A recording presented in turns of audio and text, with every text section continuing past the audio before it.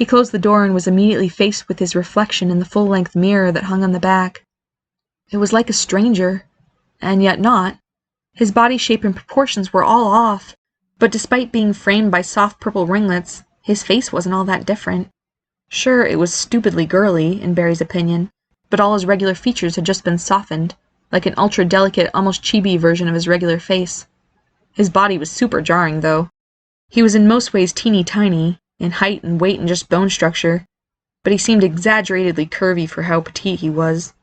It was like magic was trying to prove his womanhood to everyone, screw normal body shape. His chest was particularly ridiculous, almost cartoony, but that wasn't the only change. In addition to the skirt's own buoyancy, as he put his hands on them, he could feel that his hips had expanded to fill it out further. Swallowing hard, Barry locked the door in a swift motion just in case. Then, ever so slowly, he lifted the hem of the skirt, painfully curious about what lay beneath. He knew he was being unduly nervous, especially because he could feel he wasn't naked underneath there, but this was uncharted territory for Barry. His legs were both thinner and more fleshy at the same time somehow, and magically hairless. His thighs seemed oddly spaced as they approached his hips. Closing one eye apprehensively, he flipped the skirt up the rest of the way at once. There was some kind of light purple lycra panty between his legs, but it was attached to the bottom of the skirt like a leotard, and that part of the garment itself wasn't too bad, even though it was a little high cut. But beneath the piece of fabric, there was no sign of his usual boxer bulge at all. It was completely flush and smooth. He released a scared little gasp and let the skirt fall back down again, the soft cheeks of his reflection very pink. Maybe he wasn't ready to face that aspect yet, and he felt a little like he'd walked in on his sister changing.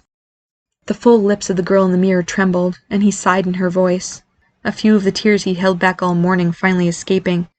He brushed them off her stupid round cheeks defeatedly. His brows were currently stuck in a constant state of concern, and those too were purple, though of a darker shade than his hair. The hair itself was bouncy, with shoulder-length porcelain doll-esque ringlets, and was shiny like lavender satin.